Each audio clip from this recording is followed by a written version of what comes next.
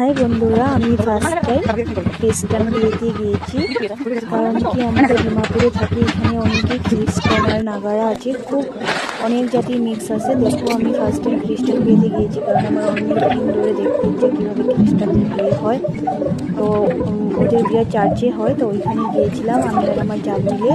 খুবই সুন্দর লেগেছে, ডেকোরেশনগুলো খুব সুন্দর করেছে, আর মানুষও অনেক ছিল। এটা চার্চের ভিতরটা তোমাদেরকে দেখাচ্ছি, দেখো বন্ধুরা কেমন লেগেছে।